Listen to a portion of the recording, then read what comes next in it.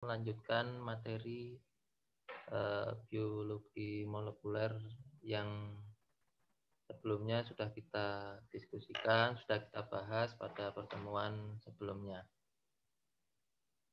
Mungkin kemarin terakhir tentang dogma ya, dogma genetik gitu ya, dogma biologi molekuler. Baik, untuk pagi hari ini kita mulai tentang DNA. Sebelumnya saya ingin tanyakan DNA dari kalian, pemahaman kalian, kira-kira DNA itu apa, Dik? Silakan. Saya langsung buka penambahan poin bagi yang bisa menjawab. Silakan. Izin menjawab, Dok. Izin menjawab, Dok.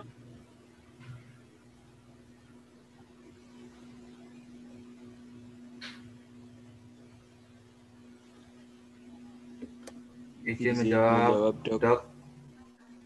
Suaranya kok kecil ya, Dik? izin menjawab, Dok. Izin menjawab, Nah, Dok. ini suara speaker saya atau? Ya, silakan. Coba, Dik. Jawab. Oh, oke, ya, silakan. Izin menjawab. Tuan.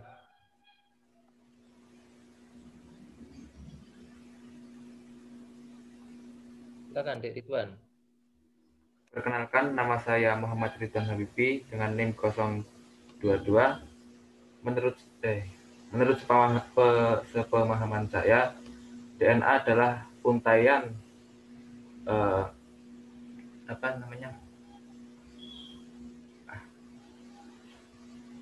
lupa. Gak apa-apa, tenang. Oke, silakan yang lain. Izin menjawab, Dok. Izin menjawab, Dok. Oh, ini saya. Coba sekali lagi. 1, 2, 3. Siapa? Izin Izin menjawab, menjawab, Dok. Izin menjawab, Dok. Cewek. Tadi siapa? Izin menjawab. Izin menjawab, Dok. Ya, silakan. Yang pertama tadi. Siapa? Saya Marcel Jessica Hartomoro. Oke, silakan. Kalau NIM-nya berapa, Dek? 005, Dok. 005. Ya, silakan. DNA itu berisi komponen genetik yang dimana diturunkan dari induk ke anaknya, meskipun tidak sama persis. Terima kasih. Oke. Baik. Mungkin langsung saja. Jadi itu beberapa gambaran yang sebetulnya sama benar ya.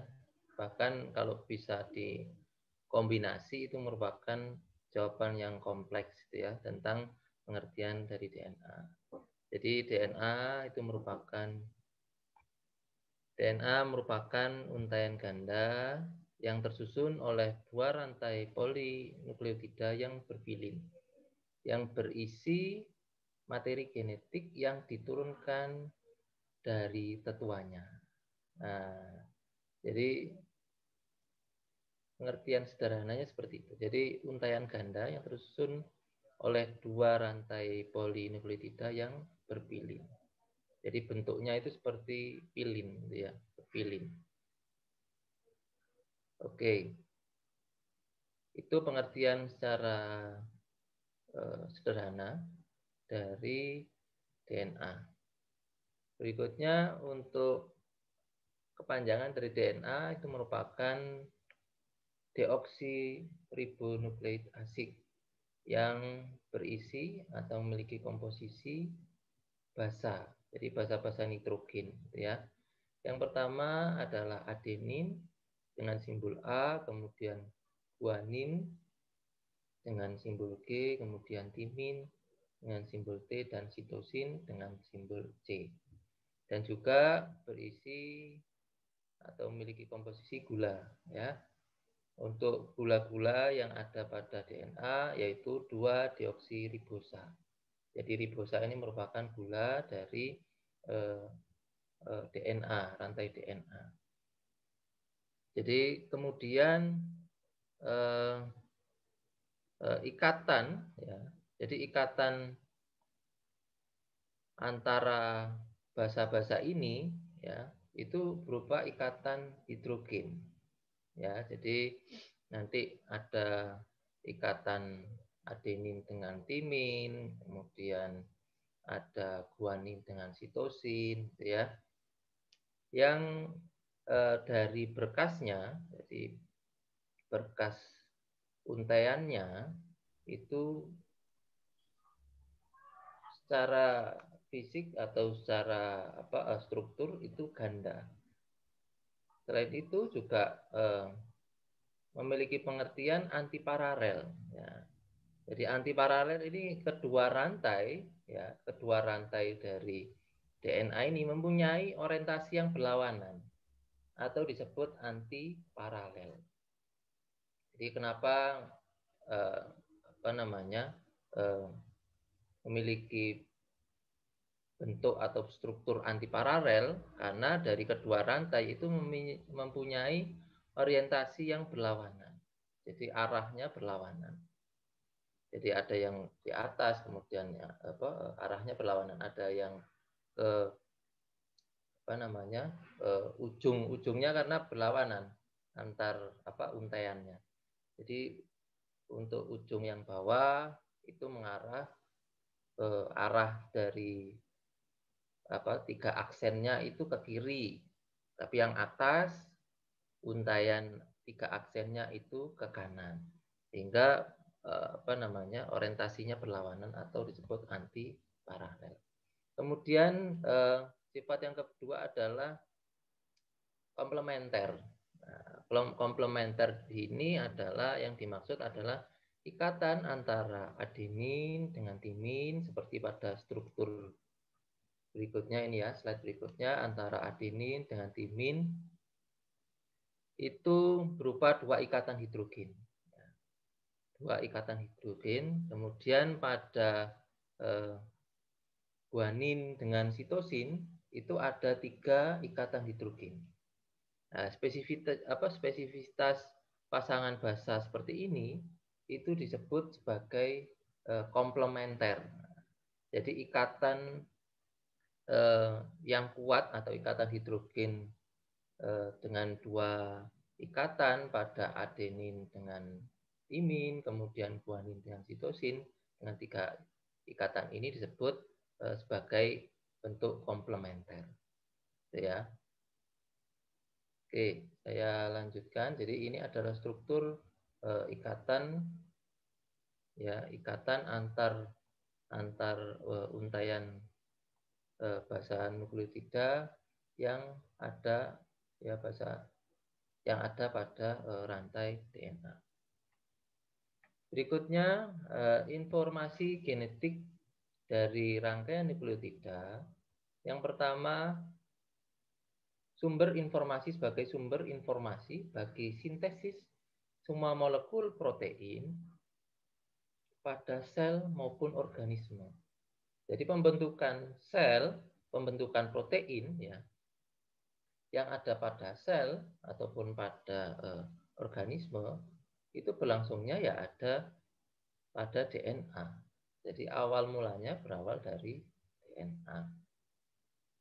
Jadi template-nya itu berasal dari DNA yang disebut messenger RNA, gitu ya. Nanti akan kita bahas di belakang. Berikutnya sebagai informasi yang diwariskan kepada sel-sel anak atau generasi berikutnya. Nah, karena di sini di organisme itu terdiri dari banyak sel yang kemudian memiliki spesifikasi dari sel, bentuk sel, dan juga sifat yang tampak ya, atau disebut fenotip ya. Fenotip sifat yang tampak, kemudian ada genotip sifat yang tidak tampak ya, dominan ataupun resesif, sehingga di sini diwariskan ya. Informasi-informasi ini secara spesifik diwariskan kepada sel-sel anaknya. Entah itu perkawinan ya. Perkawinan dari dua gamet ya gamet jantan ataupun gamet betina, ataupun dari sel itu sendiri gitu ya. Nah, jadi itu yang kedua. Kemudian dari kedua fungsi di atas perlu ada beberapa syarat yang harus dipenuhi. Yang pertama adalah molekul DNA harus berfungsi sebagai template atau cetakan. Ya, yang kemudian melalui proses transkripsi ya atau mencetak gitu ya, transkripsi, cetakan atau kopian untuk molekul RNA. Jadi cetakan dari DNA ini dengan bantuan atau melalui proses transkripsi untuk molekul RNA. Produk dari transkripsi adalah menghasilkan mRNA, menghasilkan template. Ya. Yang kedua, memiliki syarat replikasi informasi ke dalam molekul DNA turunannya. Jadi melakukan replikasi, ya perbanyakan DNA, ya perbanyakan DNA. Jadi replikasi informasi ataupun coding gitu ya, coding ke dalam molekul-molekul DNA turunannya. Oke. Selanjutnya dari kedua utas molekul DNA yang baru, masing-masing mengandung satu utas yang komplementer, ya, dari molekul induk yang berutas ganda. Kemudian setiap sel turunan mengandung molekul DNA dengan informasi identik dengan yang dimiliki sel induknya. Jadi sama. Berikutnya kita lihat dari sisi perbedaan antara DNA dengan RNA. Sudut pandang yang pertama adalah kita lihat dari jenis pentosanya, ya, dari sisi gulanya. Yang pertama untuk pada DNA itu dengan gula yaitu deoksiribosa, sedangkan untuk pada RNA itu berupa gula ribosa. Itu dari sisi jenis pentosanya. Berikutnya dari jenis basa nitrogennya. Untuk pada DNA itu berupa basa nitrogen antara lain ada adenin, kemudian ada timin, ada guanin dan sitosin. Sedangkan pada RNA perbedaannya adalah pada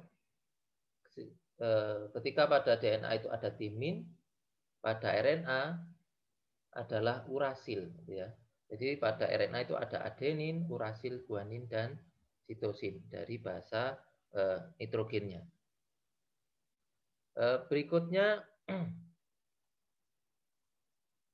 DNA, ya. Jadi pengertian yang sudah kita bahas di awal tadi bahwa DNA merupakan suatu molekul panjang yang berbentuk double helix, ya.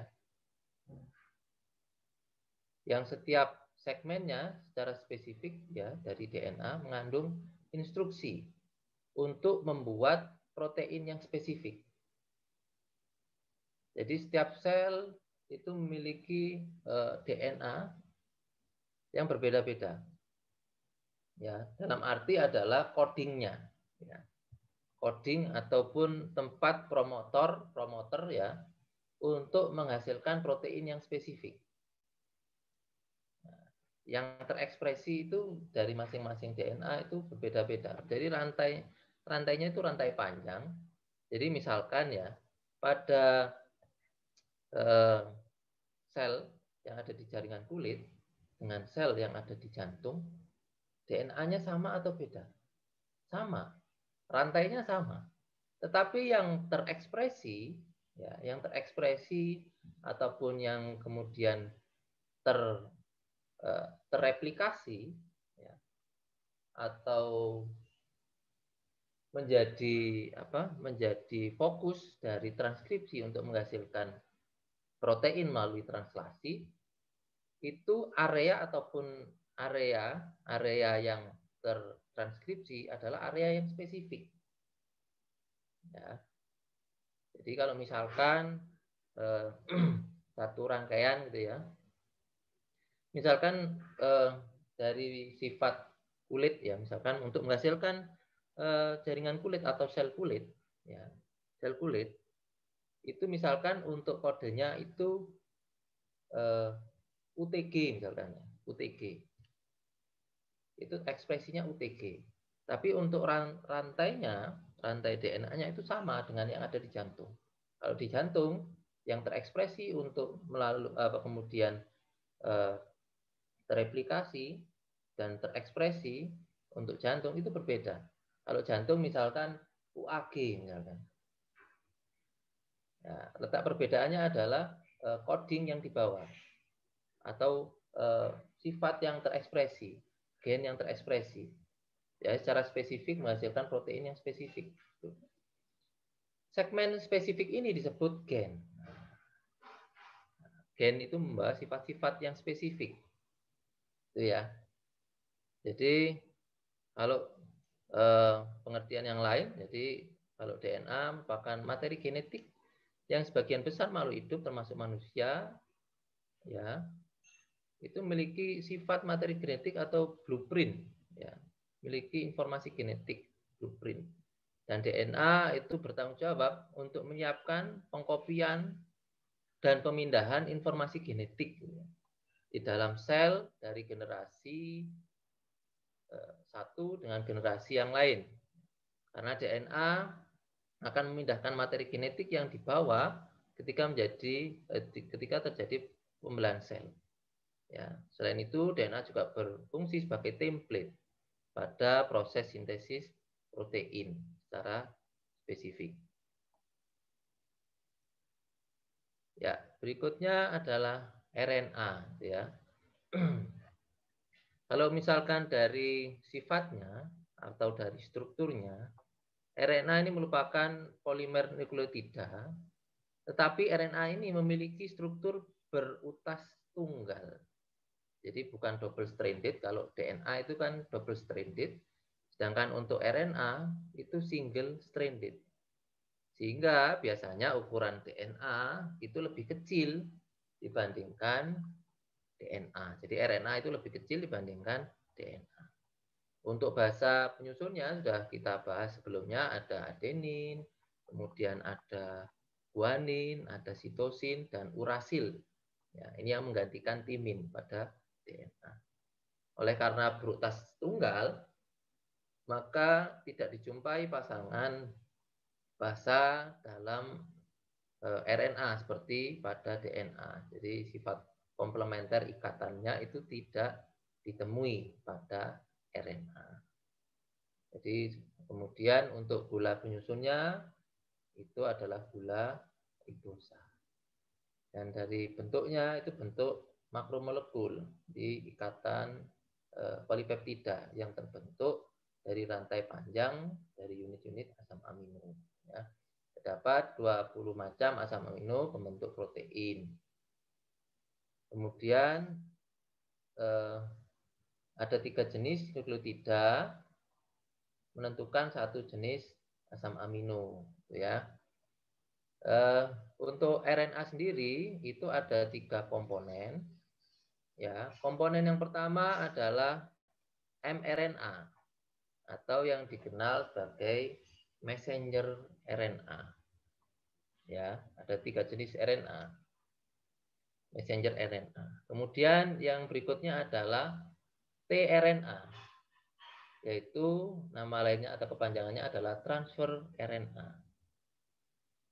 Kemudian yang ketiga adalah rRNA atau dengan nama lain ribosomal RNA.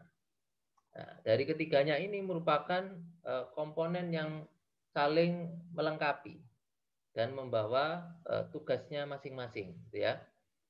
Kalau untuk mRNA, ya, mRNA itu sebagai pembawa informasi genetik. Ya, informasi genetik dari DNA, ya, dan membawanya itu keluar nukleus. Ya, keluar nukleus ke area sitoplasma. Nah, dari area sitoplasma ini ya yang kemudian terjadi biosintesis rantai polipeptida ataupun menghasilkan protein ya. Oke.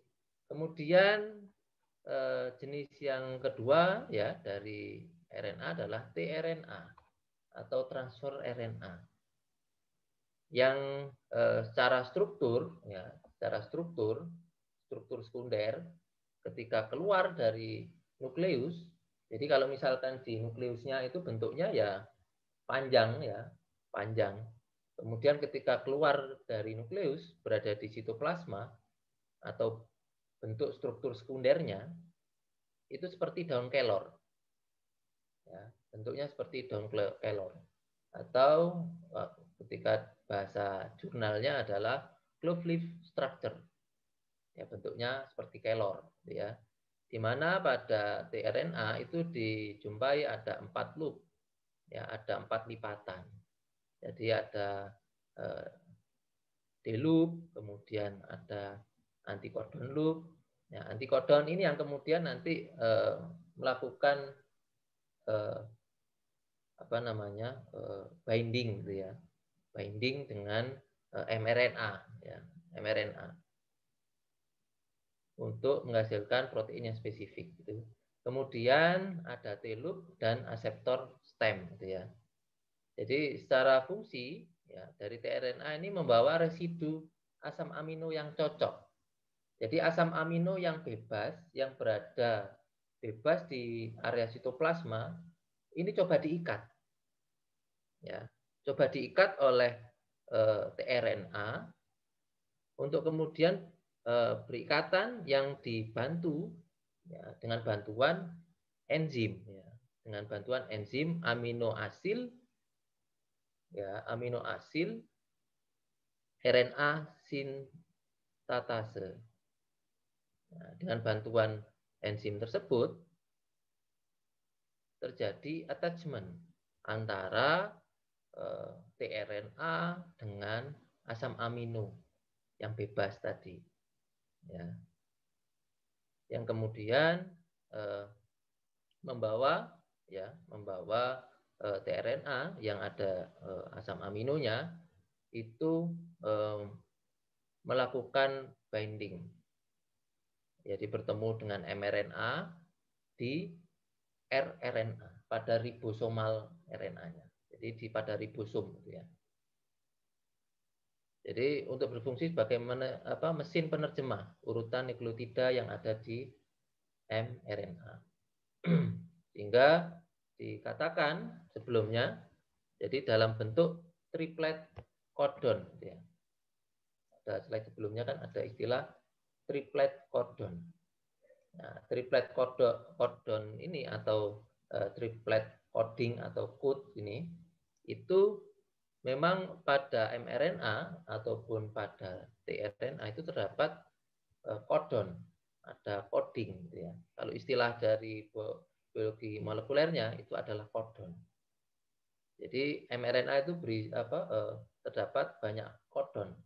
Jadi ada 3 codon yang kemudian nanti terjadi binding ya, pertemuan ikatan gitu ya, matching gitu dengan antikodon yang ada pada tRNA.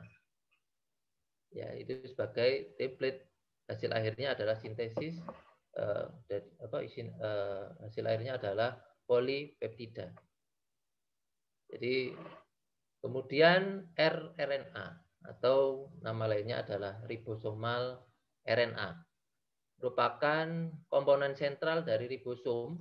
Ya, jadi ribosom adalah pabrik untuk proses atau tempat untuk terjadinya biosintesis protein ya, yang terdiri dari ribosomal protein ya, yang dikenal sebagai ribonukleoprotein atau RNP.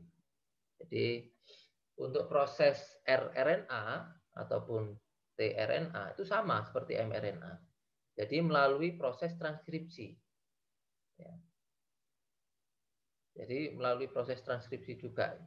Cuma untuk yang rRNA, ya, rRNA itu bukan di nukleus terjadinya transkripsi.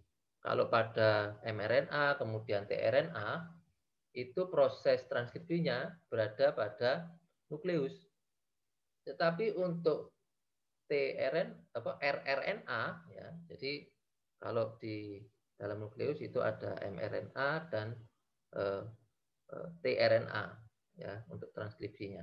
Tapi untuk rRNA itu terjadi transkripsinya pada nukleolus. Pada nukleolus.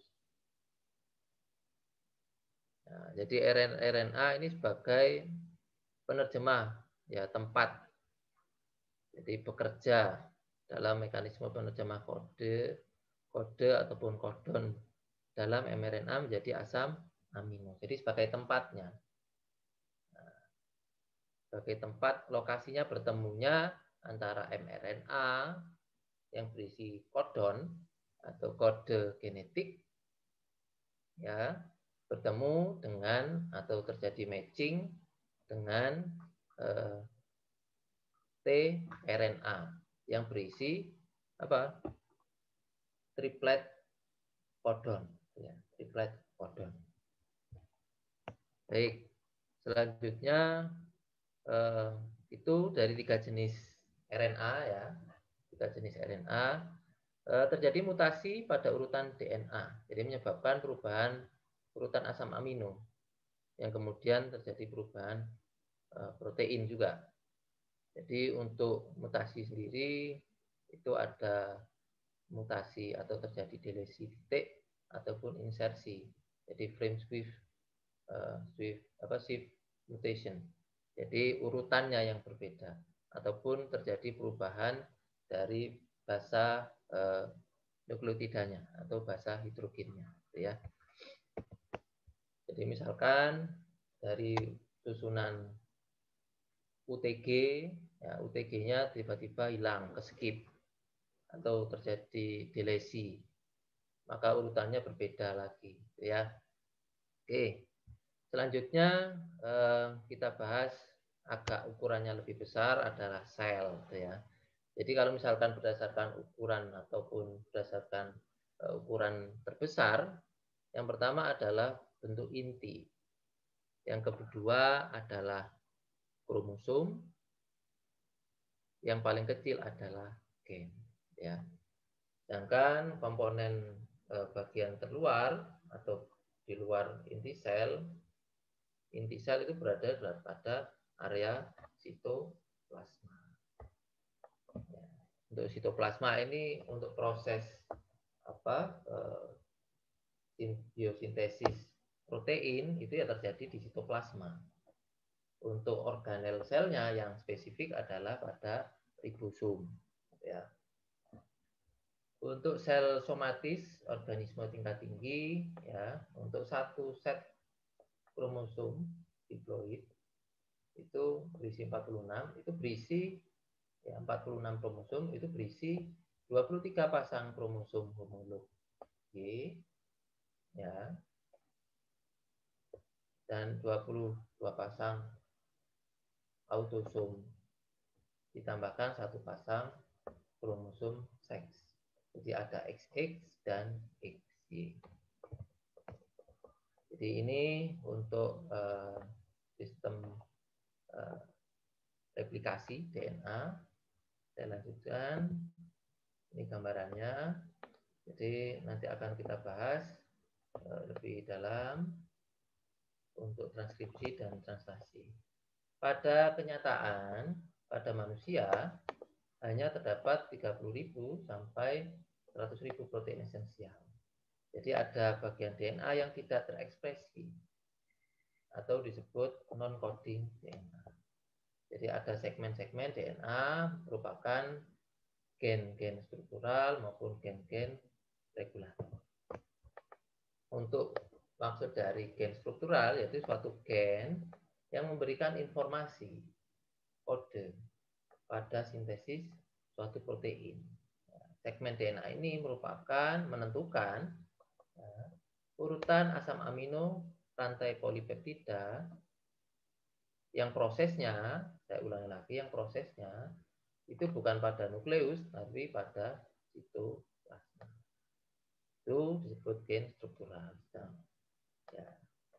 Kemudian bagian yang berikutnya yang akan kita bahas adalah kromosom. Jadi ada istilah kromosom. Kromosom merupakan gen-gen yang berbaris di sepanjang DNA yang terkumpul dalam suatu struktur. Gen-gen yang berbaris di sepanjang DNA yang terkumpul dalam suatu struktur. Struktur ini disebut kromosom. Nah, seperti yang pada slide sebelumnya, jadi dari manusia itu ada 46 kromosom. Ya. Jadi ada 22 pasang autosomal dan ada 1 pasang seks kromosom dan 23 pasang ya kromosom homolog YI. Untuk gambaran secara sederhananya, kalau di bawah mikroskop, ya bawah mikroskop, itu gambaran kromosom seperti ini. Ini gambaran di bawah mikroskop. Tapi kalau misalkan secara struktur, ya agar lebih mudah dipahami, jadi kromosom bentuknya seperti ini. Jadi tetap warnanya tetap biru, biru keunguan. Kemudian posisinya, ya, posisi dari kromosom itu berada pada protein histon. Jadi untayan dari kumpulan dari untayan kromosom DNA ini disebut kromosom. Posisi kromosom ada pada protein histon, berada pada protein histon seperti ini. Ya. Kemudian pada kromosom itu ada beberapa istilah lagi. Ya, ada istilah lokus dan alel. Ya. Jadi ketika ada satu kromosom seperti ini, itu berisi ada beberapa lokus. Ya, beberapa lokus. Lokus ini membawa satu sifat. Ya. Membawa satu sifat. Nah, dari masing-masing lokus, ya, tiap kromosom, ya, tiap bagian dari kromosom ada 2 ini ya, itu berisi alel. Jadi kalau misalkan dari satu lokus, ya, dalam satu lokus itu berisi sepasang alel, ya, sepasang sifat. Jadi kalau misalkan sifat yang tampak, misal warna bulu misalkan ya, pada sapi limusin. Sapi limusin yang kemudian di cross atau dikawinkan dengan sapi sapi PO misalkan. Sapi PO itu peranakan unggul yang berwarna putih. Kemudian dikawinkan bukan sapi limusin tapi sapi Angus ya, Angus ya kalau bahasa Indonesianya. Itu berwarna hitam. Sedangkan warna hitam itu dominan. Nah, sifat dominan itu merupakan alel. Ya. Jadi ada alel dengan sifat dominan untuk putih pada PO itu sifatnya resesif. Ya, sifat-sifat ini di masing-masing alel. Ya, jadi kalau misalkan ada alel sifat dominan, kemudian ada alel di sisi yang lain, ada alel dengan sifat resesif. Jadi itu berada pada lokus gen untuk sifat bulu, warna bulu. Jadi seperti itu. Jadi pengertiannya jangan bingung.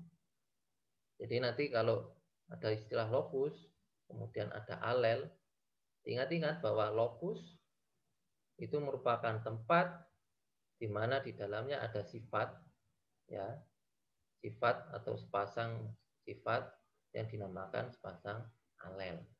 Jadi alel itu berada dalam lokus. Ya, kemudian lokus itu berada pada kromosom. Posisi kromosom ya itu berada pada apa istilahnya berikatannya, ikatan antar kromosomnya itu berada pada protein histon. Ya.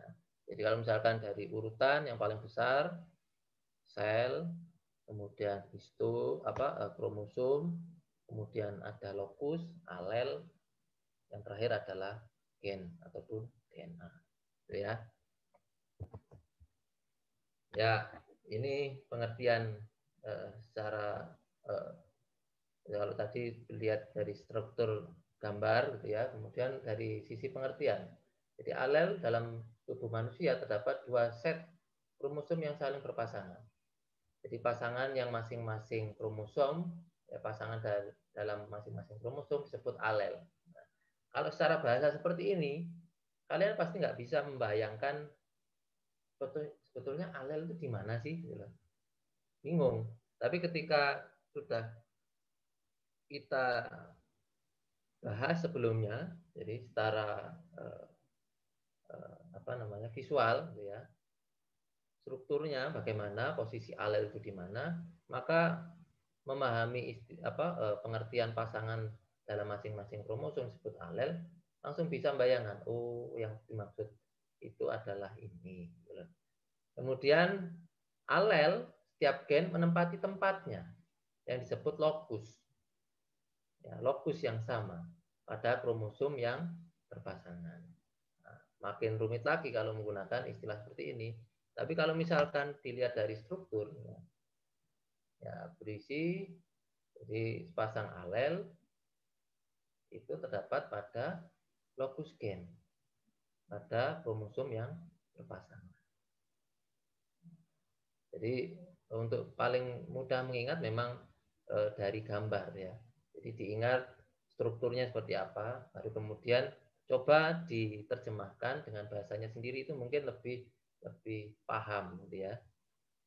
Ya, untuk alel sendiri itu berfungsi mengontrol karakteristik yang sama, jadi sifat yang sama. Jadi saya contohkan tadi untuk warna kulit ya, ada warna bulu. Untuk sapi Angus itu kulit misalkan dikawinkan dengan sapi unggul berwarna putih. Nah, anaknya seperti apa?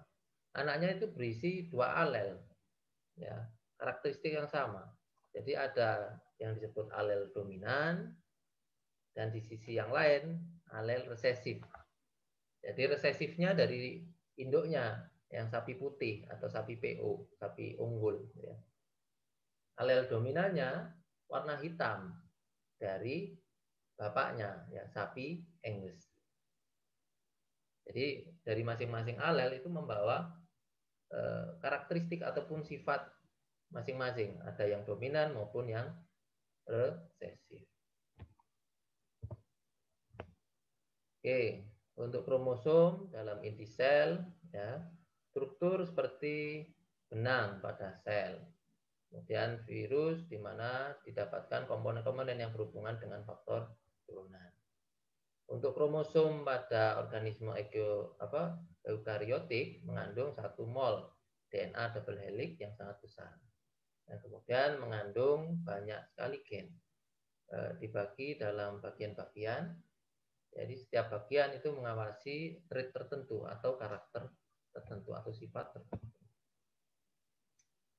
Dari masing-masing komponen itu ada lagi berisi tentang kromatin. Ya. Kromatin itu serat yang menyusun kromosom. Ya. Jadi seratnya untuk menyusun kromosom itu disebut kromatin. Jadi kalau misalkan dibuat struktur, jadi untuk kromosom itu terbagi jadi kromatin, kemudian ada ruangnya itu disebut lokus. Di dalam lokus itu ada alel, ya. Di dalam alel itu ada gen, ya, gen yang kemudian diturunkan, ya, sifat-sifat yang diturunkan untuk generasi berikutnya. Kemudian alel bentuk alternatif suatu gen pada posisi yang sama. dalam suatu pasangan kromosom dan mempengaruhi trait yang sama atau sifat karakter yang sama. Kemudian ada istilah sex-linked gen, jadi gen-gen pada kromosom seks atau untuk bentuk alat kelamin, ya jantan ataupun betina yang tidak berkaitan dengan perkembangan seks, tapi berkaitan dengan trait-trait yang lain atau sifat-sifat yang lain. Untuk trait itu aspek tertentu individu, misalkan tinggi badan, kemudian seperti tadi saya contohkan adalah warna bulu, kemudian tanduk, bertanduk ataupun tidak bertanduk, itu merupakan sifat ataupun karakter atau trait tertentu yang spesifik. Nah, ini bentuk link gennya, jadi saling berkaitan. Kemudian ini untuk transkripsi dan translasi. Saya akan lebih bahas setelah ini untuk membahas translasi dan transkripsi. Oke, untuk materinya sudah cukup, tapi kita akan bahas selanjutnya tentang transkripsi dan translasi. Oke, saya lanjutkan untuk slide berikutnya. PowerPoint berikutnya. Nah.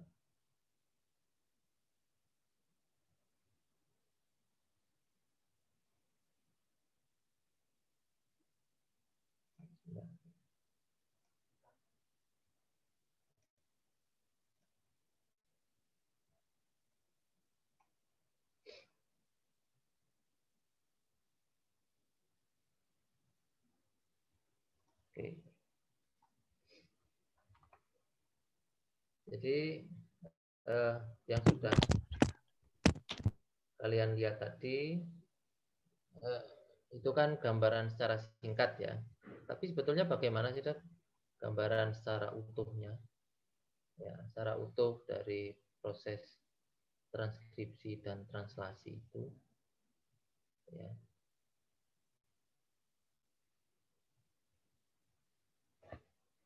Jadi gambaran transkripsi dan translasi secara utuhnya ini masih sederhana ya, bukan kompleks. Kalau kompleks ada lagi lebih detail lagi. Jadi seperti ini. Ya.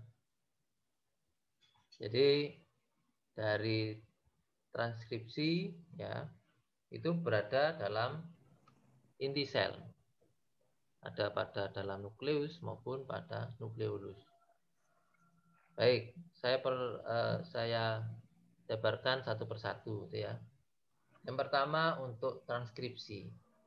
Jadi untuk transkripsi ataupun pembuatan copy template ya, membuat template atau menghasilkan mRNA atau tRNA ataupun rRNA itu melalui proses transkripsi.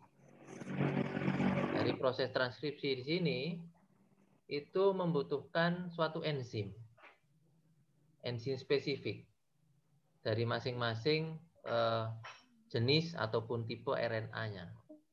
Jadi contoh untuk menghasilkan mRNA itu butuh enzim, jadi enzim RNA polimerase 2.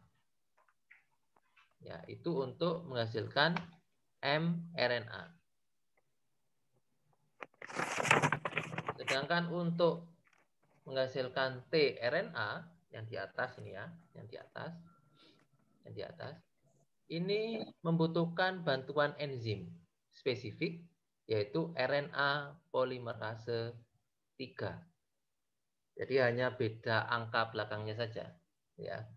Jadi untuk transfer RNA untuk menghasilkan template ya, template untuk tRNA yang kemudian nanti berfungsi membawa asam amino bebas yang ada di sitoplasma, itu dalam proses transkripsinya membutuhkan bantuan enzim RNA polimerase 3. Oke. Selanjutnya adalah rRNA. Nah, untuk rRNA itu berlangsung transkripsi berada pada atau terjadinya pada area nukleolus yang di atas ini, nukleolus. Ya, nukleolus. tidak terlihat di atasnya. Jadi terjadi transkripsi dengan bantuan enzim apa? Enzim polimerase 1.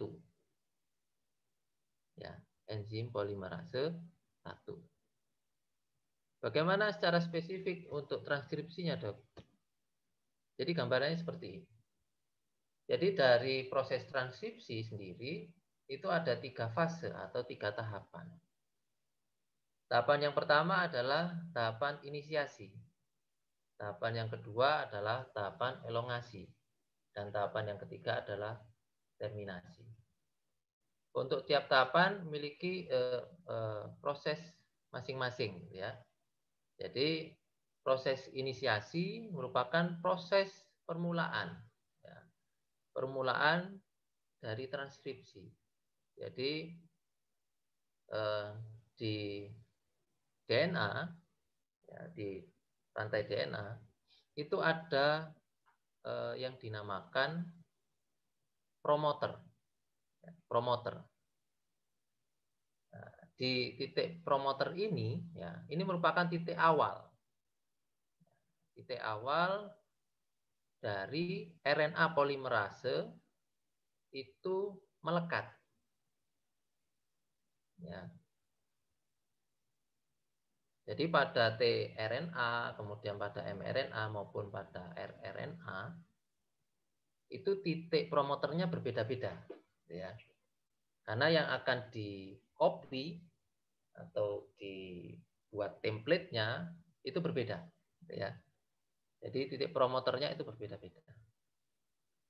Kemudian ketika sudah bertemu dengan titik promoternya, RNA, enzim RNA polimerase akan melakukan pelekatan pada area promoternya untuk memulai proses transkripsi. Nah, dari RNA polimerase kemudian berikatan dengan kumpulan protein atau kumpulan dari nukleotida. Jadi dari nukleotida di dalam nukleus ataupun nukleolus itu ada nukleotida bebas. Ya, bebas. Jadi nukleotida bebas ini yang kemudian coba untuk disusun. Ya, disusun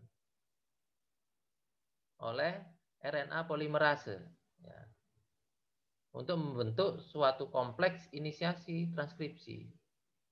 Jadi membuka untayan rantai gandanya.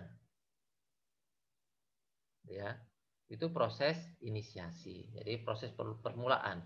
Jadi pelekatan RNA polimerase, kemudian berikatan dengan kumpulan dari nukleotida untuk membuat untayan rantai, ya. Jadi membuka untayan dari ikatan hidrogen, ya. Ikatan hidrogen. Jadi yang seperti tadi ada 2 ikatan, kemudian ada 3 ikatan, itu dilepas oleh oleh RNA polimerase. Ya. Ketika DNA sudah terbuka, nah itu masuk proses elongasi. Jadi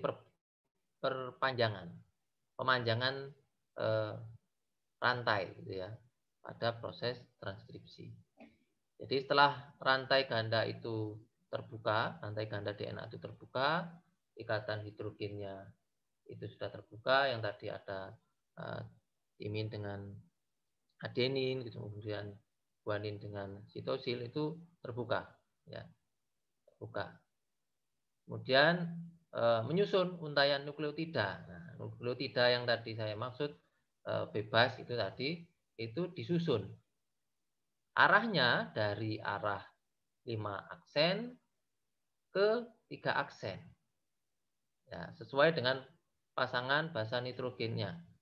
Sehingga terjadi pemanjangan rantai RNA. Ya, RNA. Untuk RNA akan membentuk pasangan basa-basa tadi, tapi dengan rantai yang panjang. Itu proses tahapan yang kedua. Jadi ada proses elongasi, pemanjangan. Dan tahapan yang ketiga ataupun tahapan terminasi, ya, dari proses transkripsi itu terjadi pada daerah terminator. Ya. Jadi daerah ini memiliki urutan DNA atau triplet codingnya itu yang berfungsi untuk menghentikan proses transkripsi atau dinamakan stop codon. Stop codon. Jadi nanti setelah ini ada beberapa stop codon. Jadi untuk stop codon salah satunya adalah triplet urasil adenin UAA. Atau ada yang lain adalah UAG, urasil adenin guanin. Kemudian yang ketiga adalah urasil guanin dan adenin. Jadi tiga triplet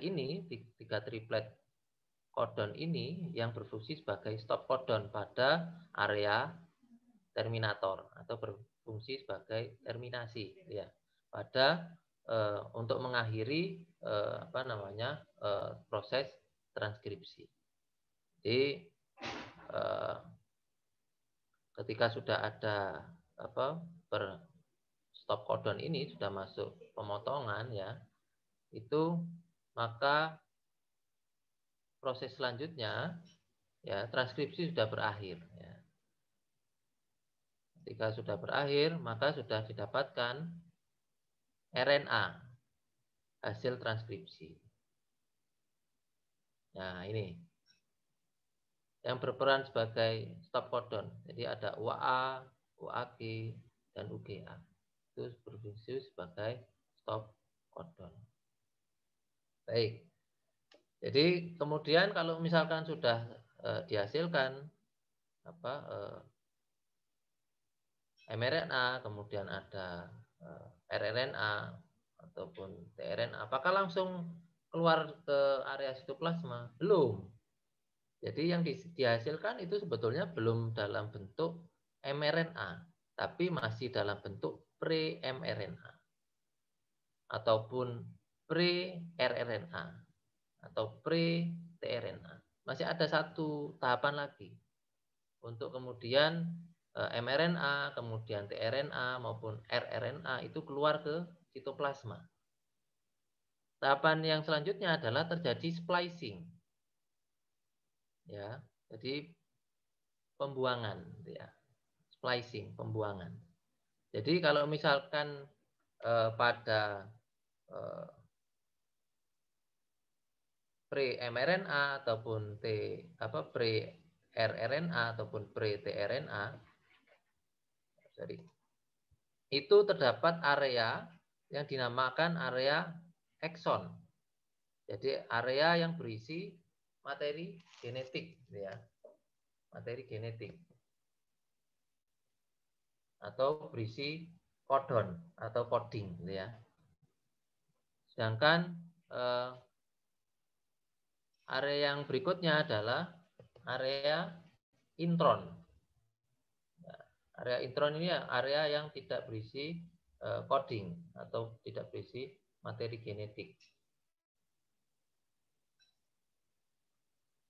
Ya, materi genetik. Jadi ketika kemudian pada ujung-ujungnya ya, seperti yang sudah saya sampaikan dulu ya.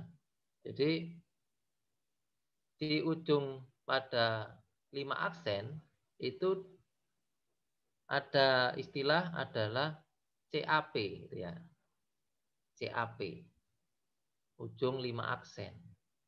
Atau secara bahasa itu dinamakan cep ya.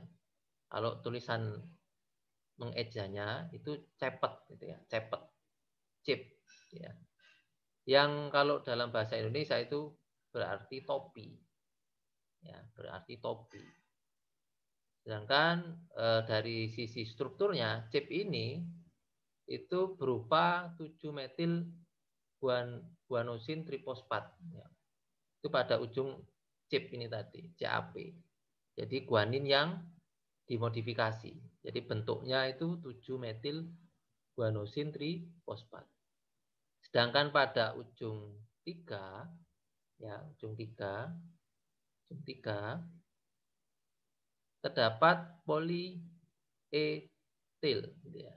Jadi ada poli AAA pada bagian ekor yang berisi residu adenin yang besar, ya, atau merupakan sequence adenin yang repetitif atau yang diulang-ulang.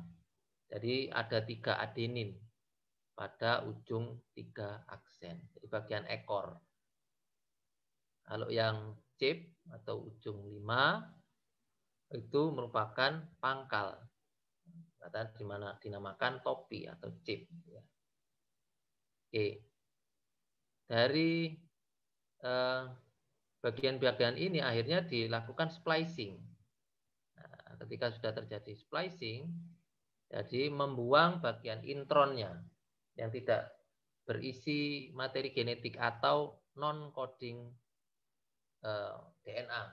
Jadi tidak membawa kode-kode genetik, ya, materi genetik, dibuang. Nah, dari sinilah baru disebut atau menghasilkan mRNA ataupun rRNA ataupun tRNA.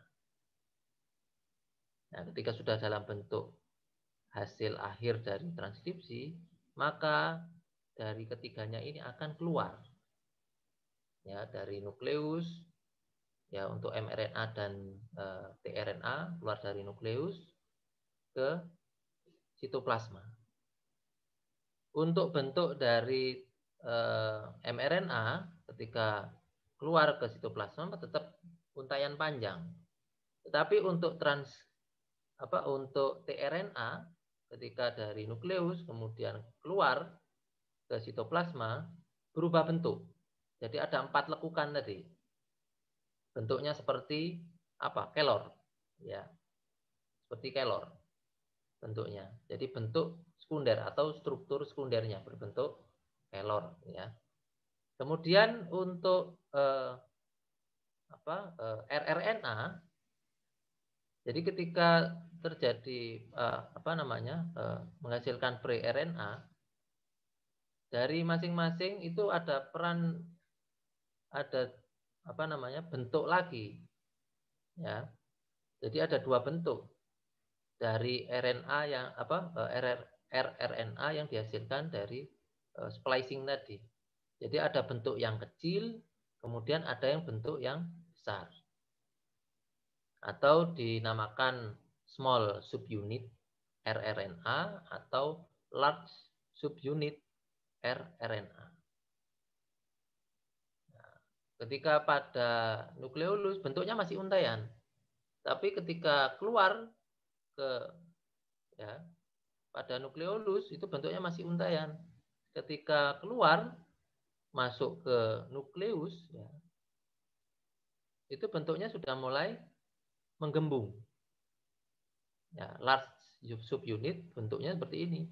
Kemudian yang small subunit jadinya lebih kecil bagian bawah, gitu ya. Kemudian keluar dengan bentuk yang menggembung. Ya, bentuk yang menggembung. Nah, dari gabungan large subunit dan small subunit itu dinamakan ribosom. Jadi tempat terjadinya translasi. Fase yang kedua adalah translasi. Ya. Dari masing-masing saya lanjutkan untuk tRNA dulu. Karena kalau misalkan untuk mRNA sudah siap. Ya, sudah tidak ada perubahan. Tetapi untuk tRNA seperti saya sampaikan tadi, ya, sampaikan di awal tadi. Jadi di sitoplasma itu beredar secara bebas asam amino bebas, gitu ya. Jadi banyak asam amino yang berkeliaran, yang berseliweran, ya, di sitoplasma.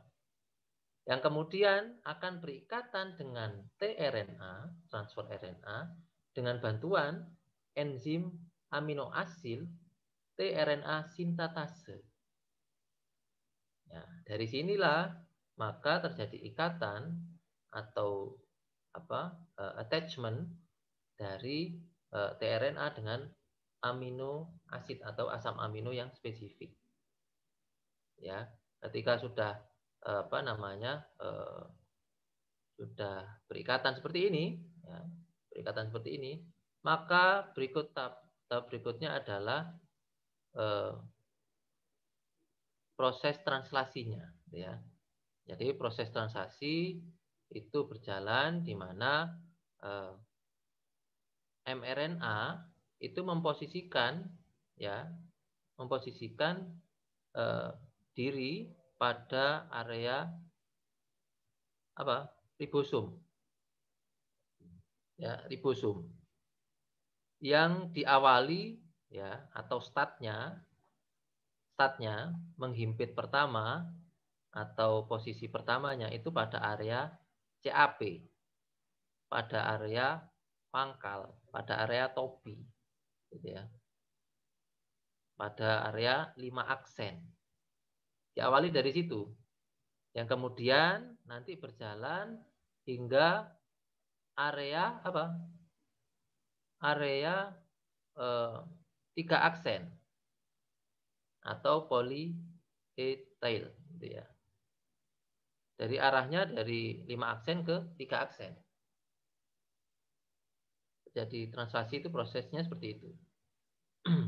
Kemudian ketika sudah berawal dari startnya dari 5 aksen, dari tRNA yang sudah ada, yang sudah berikatan atau memiliki ikatan dengan asam amino akan masuk, ya, masuk ke dalam ribosom bagian large subunitnya. Jadi masuk ke area A, kemudian ke P itu proses, ya, A itu attachment, P itu proses, E itu exit, keluar. Jadi seperti ini, masuk, kemudian terjadi matching pada area prosesnya, kemudian berkumpul, ya, berkumpul proteinnya. Jadi bergeser dari sini, jadi bisa masuk itu tiga tRNA pada bagian large subunit. Jadi pada attachment, ya, di sini terjadi matching. Kemudian nanti pada area proses itu mengikat antar asam amino dengan ikatan polipeptida. Ya. Di sini proses untuk mengikat asam amino yang ada di tRNA masing-masing itu dengan ikatan polipeptida. Itu ya. Kemudian setelah terjadi matching, maka tRNA itu keluar. Sudah tidak ada asam aminonya. Karena asam amino sudah berikatan dengan asam amino yang lain. Nah, ketika sudah pada titik terminator, gitu ya, terminator, di sini ada istilah terminator lagi, atau di posisi mRNA, ya, di mRNA itu ada stop codon, jadi seperti yang pada transkripsi, jadi UAA, UGA maupun UAG, gitu ya, itu muncul di area mRNA, di sini ada stop codon, maka berhenti proses translasi. Jadi bentuk ataupun ikatan asam amino untuk menghasilkan protein tertentu itu sudah berakhir. Nah, jadi hasilnya seperti ini. Jadi ikatan asam amino, ya, dengan ikatan polipeptida itu menghasilkan suatu protein. Jadi ketika protein itu sudah bekerja, selesai tugasnya, maka tercerai-berai lagi asam aminonya. Dia menjadi asam amino bebas lagi. Jadi berlangsung seperti itu terus-menerus. Itu ya. Mungkin gambarannya seperti ini, ya. Jadi ada ikatan dari triplet codingnya, gitu ya, pada attachment awal GUA berikatan dengan CAU, ya. Terus kemudian UGC dengan AGC, ya. Jadi dari masing-masing ini, ya, simbol ini Misalkan CUU, gitu ya, CUU. Asam amino yang dibawa atau yang terbawa oleh tRNA adalah leusin, gitu ya. Contoh ini AUG. Asam amino yang dibawa ya triplet coding AUG itu membawa asam amino metionin. Ya, terus kemudian kalau CGC ya CGG ya membawa asam amino arginin. Nah, jadi spesifik. Jadi triplet coding masing-masing itu membawa asam amino yang spesifik juga. Gitu ya. Oke. Jadi itu gambaran kompleks walaupun ini masih sederhana. Jadi untuk pemahaman dasar saja, jadi gambarannya seperti ini. Jika ingin mempelajari lebih detail, maka silakan bisa membaca di textbook ataupun dari jurnal riset untuk transkripsi dan translasi DNA. Mungkin itu untuk gambarannya, tapi saya coba ingin memutar video, jadi agar apa yang sudah kalian dapatkan ini, kamu bisa bayangkan secara animasi seperti apa sih? Nah, kita lihat sebentar, ini saya putarkan.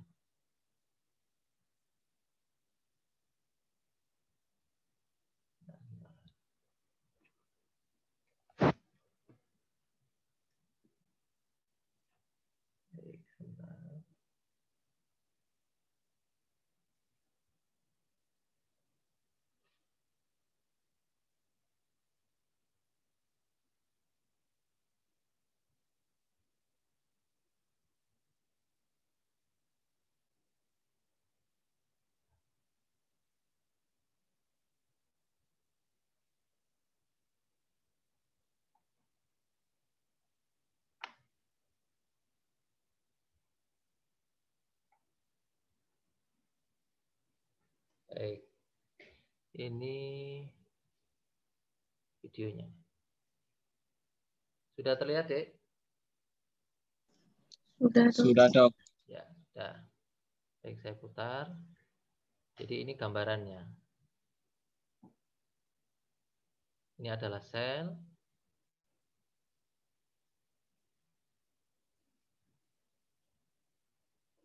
Kemudian dalam sel banyak organel sel, gitu ya. Banyak organel sel.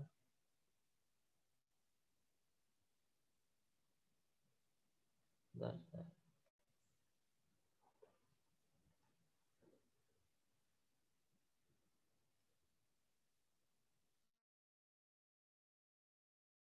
Ya, banyak organel sel, kemudian dalam sel ada kromosom.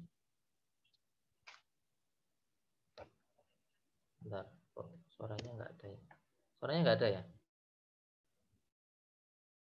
Nggak ada, Dok. Tidak ada, Dok. Tidak ada, Dok.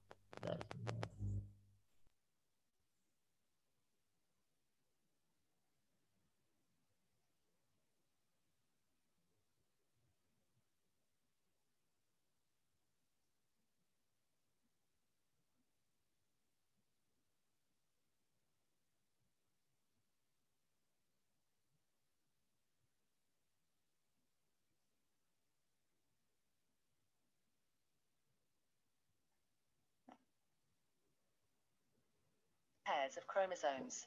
Nah, Each chromosome contains a long strand of DNA, tightly packaged around proteins called histones. ya.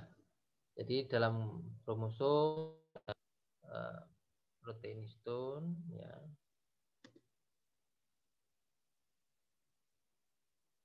Within the DNA are sections called genes. These genes contain the instructions for making proteins. When a gene is switched on, an enzyme called RNA polymerase attaches to the starter gene. Nah, disinilah peran mulai RNA polimerase berawal pada area promoter, ya promoter pada rantai DNA, ya untuk memulai proses inisiasi, elongasi dan terminasi. It moves along the DNA, making a strand of messenger RNA out of... Ya, jadi untaian base atau di sini dinamakan base ini merupakan nukleotida bebas. Ya, dari nukleotida bebas ini kemudian coba disusun sesuai dengan pasangan masing-masing dari basa nukleotida yang sudah tersusun pada rantai DNA, ya. Free bases in the nucleus. Nah, jadi dicari, jadi basa nukleotida itu mencari pasangannya. Ya, nukleotida bebasnya itu mencari pasangan pada rantai DNA, ya, rantai DNA sesuai dengan pasangan. The DNA code determines the order in which the free bases are added to the messenger RNA. This process is called transcription.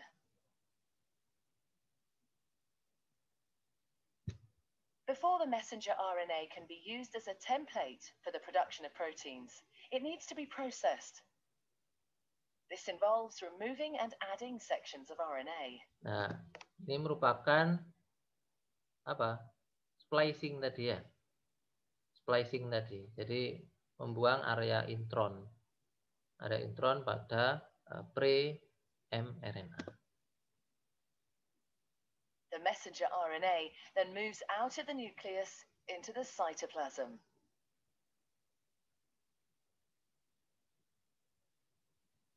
Protein factories in the cytoplasm, called ribosomes, bind to the messenger RNA. The ribosome reads the code in the messenger RNA. Jadi ini memang tidak dijelaskan, jadi hanya fokusnya pada proses transkripsi pada mRNA, tapi untuk ribosom dan tRNA-nya tidak dibahas di sini. Jadi gambarannya sudah saya sampaikan di awal tadi, jadi bentuknya tRNA itu seperti kelor,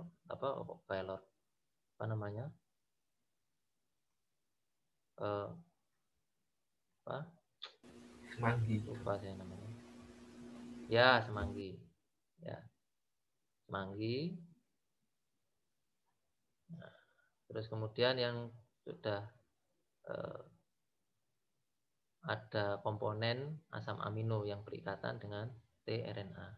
Dengan ribosom ada yang bagian large subunit, bagian atas ini ya, kemudian yang small subunit.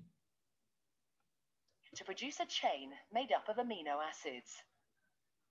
There are 20 different types of amino acid.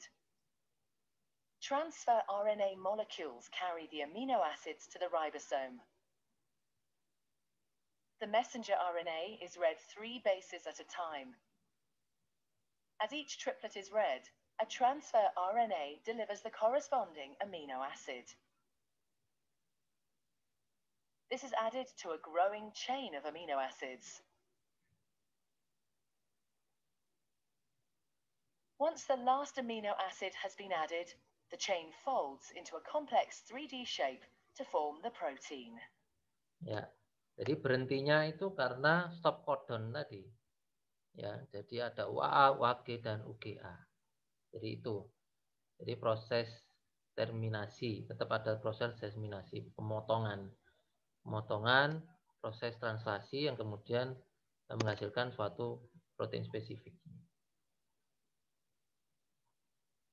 Oke, jadi itu gambaran secara singkat, ya, secara animasi dari proses transkripsi, translasi untuk menghasilkan protein, gitu ya. Baik, selanjutnya bagaimana dok untuk aplikasi, gitu ya? Aplikasi yang di dunia kedokteran, utamanya kedokteran hewan, bagaimana? Jadi untuk pemanfaatan proses transkripsi ini itu ternyata digunakan atau dimanfaatkan untuk proses perbanyakan dari DNA atau dinamakan replikasi DNA, ya. Yang dimana di sini ada sudah pernah mendengar nama PCR, ya. polimerase chain ya. Polymerase reaction chain itu merupakan PCR. Nah, PCR ini memiliki prinsip yang sama seperti proses transkripsi ya. Jadi proses transkripsi itu basicnya sama. Jadi membuat template ya. Template mengcopy DNA. Jadi untuk proses replikasinya ya, replikasi DNA itu berjalan disebut replikasi DNA semi konservatif ya.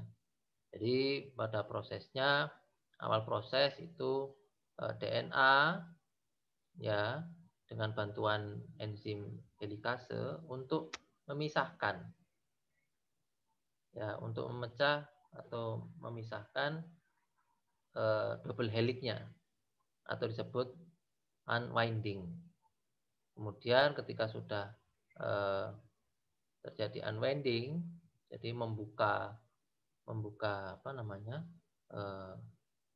DNA, maka dilanjutkan ke proses pengkopian oleh proses ada lagging strand ataupun dengan bantuan DNA polimerase.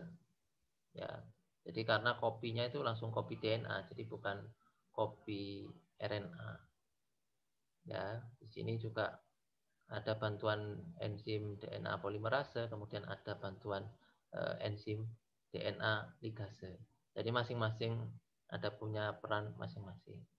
Kemudian dalam mekanisme replikasi DNA pada PCR itu juga meniru proses yang ada pada organel sel.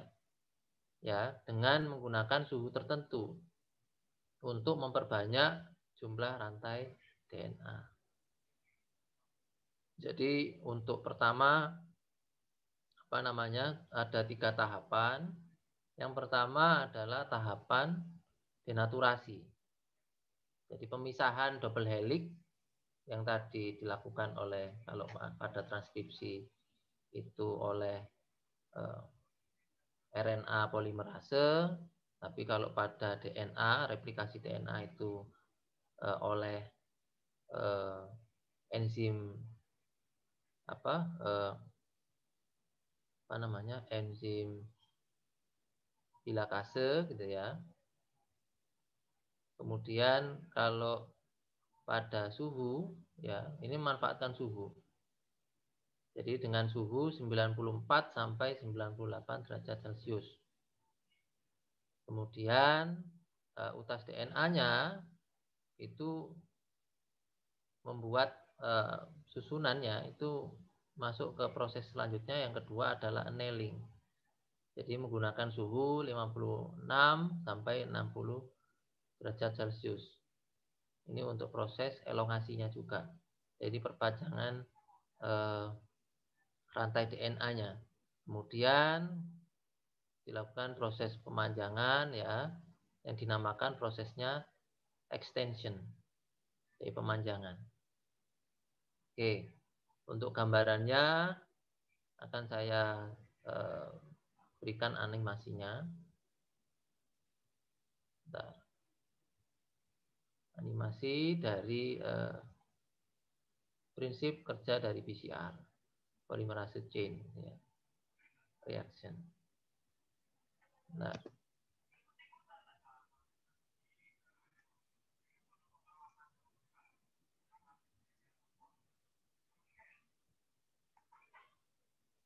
oke, sudah terlihat ya? Sudah, Dok. Sudah, Dok. Ya.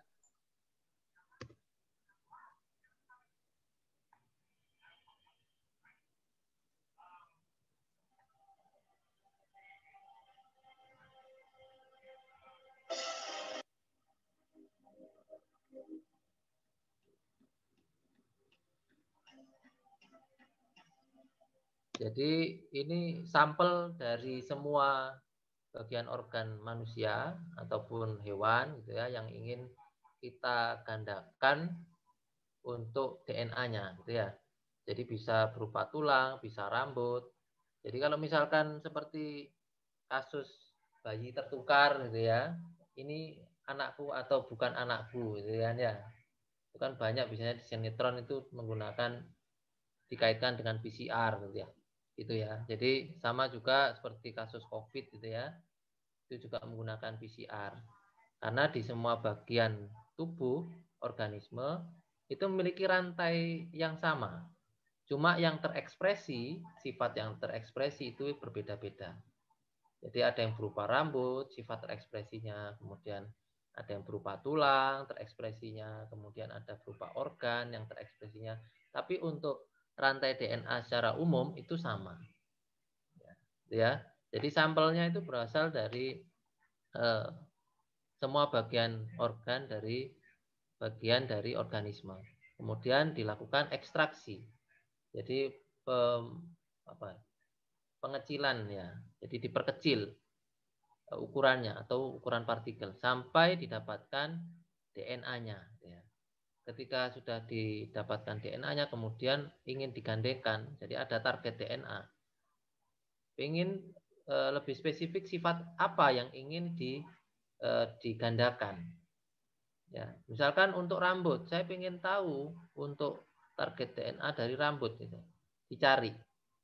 Jadi untuk promoternya itu dicari dulu. Sama seperti anak hilang ataupun bayi tertukar ataupun kematian gitu ya. Ini keluarga saya atau bukan? Itu dari target organnya yang sama dengan dari anggota keluarganya. Jadi seperti itu. Jadi ditentukan target DNA-nya itu yang mana.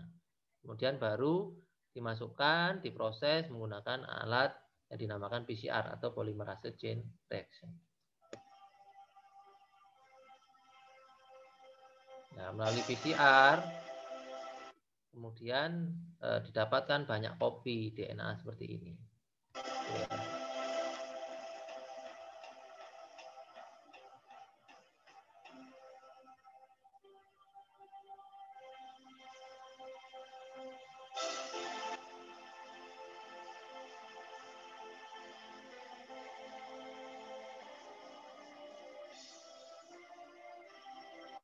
Jadi enzim, kemudian nukleotida bebasnya, bahkan primernya juga itu dimasukkan. Kemudian DNA-nya juga dijadikan satu dalam satu mikrotub gitu ya.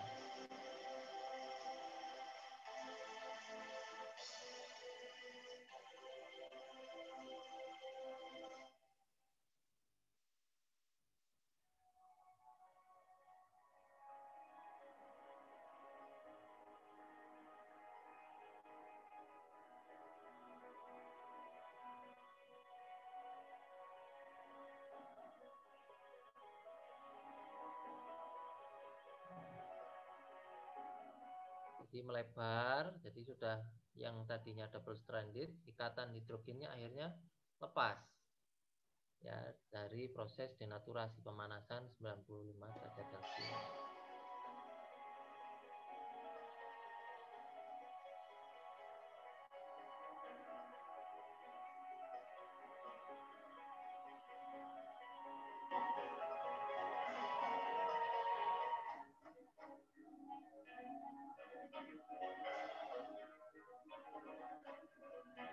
Ya, jadi kan karena yang sudah saya sampaikan tadi, DNA itu memiliki arah untayan ganda, tetapi memiliki arah yang berlawanan. Ya, jadi yang bagian atas, bagian 5 itu sebelah kiri, 3 aksen itu sebelah kanan, sehingga arah dari replikasinya oleh DNA polimerase itu ke kanan. Sedangkan yang di bawah, 5 aksennya itu di bawah, di kanan. Sedangkan 3 aksennya di kiri. Sehingga arah dari DNA polimerase untuk melakukan replikasi itu ke kiri.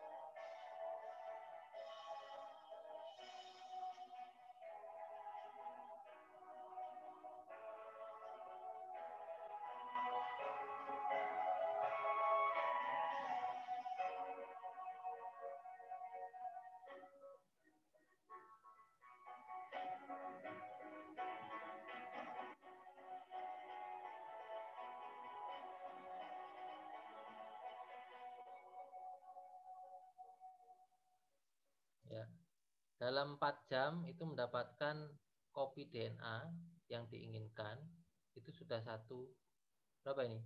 1 miliar ya. 1 miliar kopi DNA dalam waktu 4 jam.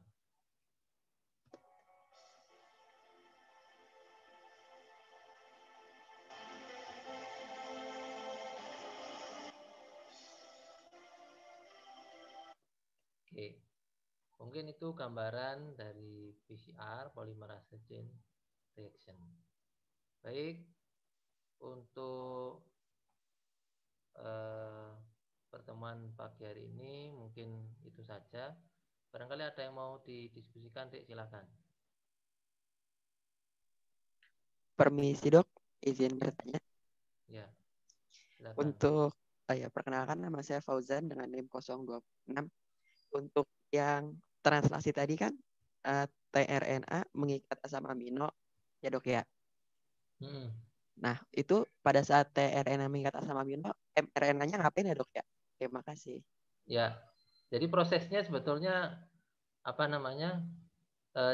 jangan dibayangkan punya sendiri-sendiri terus kemudian waktunya masih nunggu tRNA lagi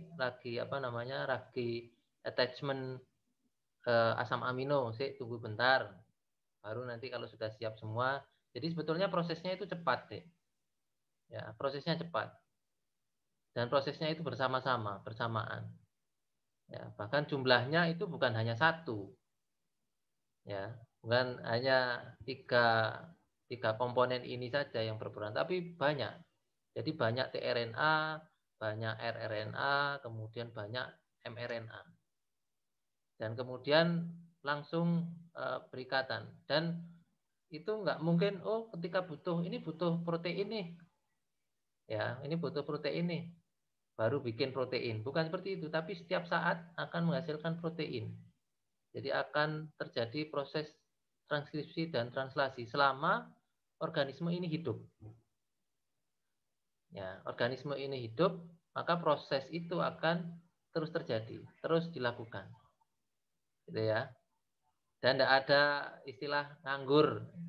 Ya, kalau pengertian Fauzan, mRNA lagi ngapain nih? Masa nunggu tRNA lagi matching dengan asam amino. Nah, jadi tidak seperti itu. Jadi prosesnya cepat. Ya, prosesnya cepat. Cuma dalam menjelaskan kan harus satu persatu sehingga terkesan memang ada proses yang menunggu. Ya, menunggu antara mRNA kemudian rRNA menunggu tRNA lagi attaching dengan asam amino spesifik. Itu ya, Fauzan. Ya dok, baik, terima kasih dok. Oke. Silakan, ada yang lain? Izin bertanya dok. Ya, silakan Dek Amin. Saya ingin bertanya, itu bagian ekson dan intron tuh pada tahapan mana ya dok tadi dok? Ya. Terima kasih dok. Untuk ekson dan intron itu pada tahapan splicing. Jadi ketika proses transkripsi copy ya, pembuatan template itu baru selesai. Jadi prosesnya itu atau hasil dari transkripsi awal itu berupa pre-mRNA atau pre-tRNA atau pre-rRNA. Nah, ketika masih dengan embel-embel pre, ya, nah, proses yang akan terjadi adalah proses splicing. Jadi membuang bagian intron dari pre-mRNA atau pre-tRNA atau pre-rRNA. Jadi proses splicing ini yang dimaksud atau yang ditanyakan oleh Dek Amin. Itu ya. Nggih dok, matur nuwun. Nggih. Baik, ada yang lain? Izin bertanya dok. Ya, silakan Dek Tania.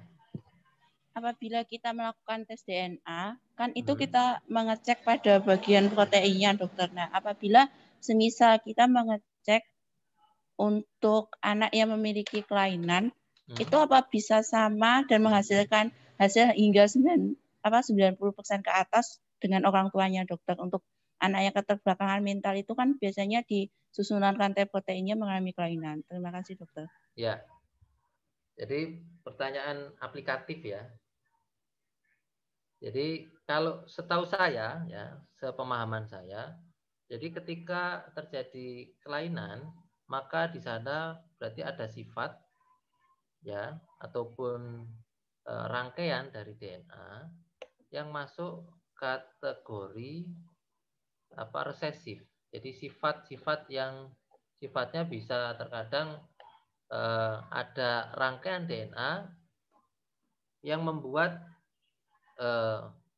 kelainan bahkan mutasi ataupun kematian sel.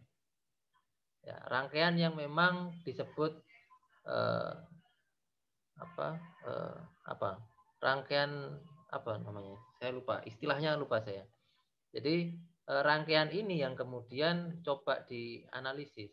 Tapi kalau misalkan tanya apakah 90% sama dengan orang tuanya? Sama.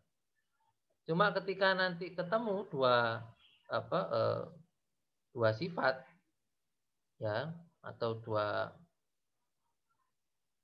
gamet, kemudian terjadi binding, gitu ya, jadi binding, maka di sana akan terjadi kesalahan transkripsi, entah itu terjadi mutasi, kemudian terjadi kelainan kesalahan binding, itu juga bisa terjadi, yang kemudian terekspresi dengan sifat-sifat yang bukan sewajarnya, ya. Bisa contohnya mungkin kasus itu ya istilahnya, wajah sama itu apa namanya,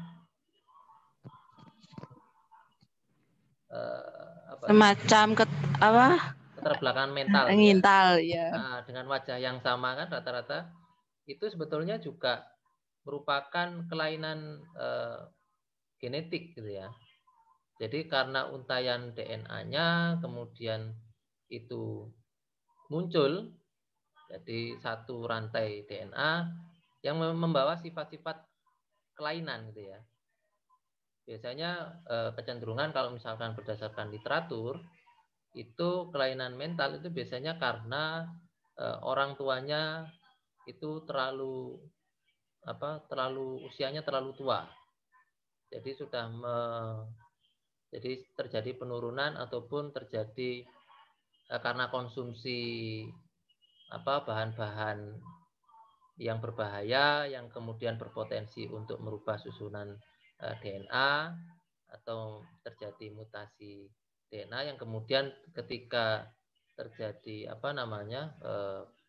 binding gamet, ya, maka terjadi hasil, ya, untaian DNA yang di salah satu sifatnya itu terjadi kelainan, entah itu kecacatan, ya, dari dari salah satu organ itu kelainan, ataupun dari kecacatan dari sisi fisik ataupun dari mental. Jadi faktornya kompleks sebetulnya, tapi intinya sebetulnya pada ketika kita melihat unit terkecilnya DNA, maka terjadi kelainan pada ataupun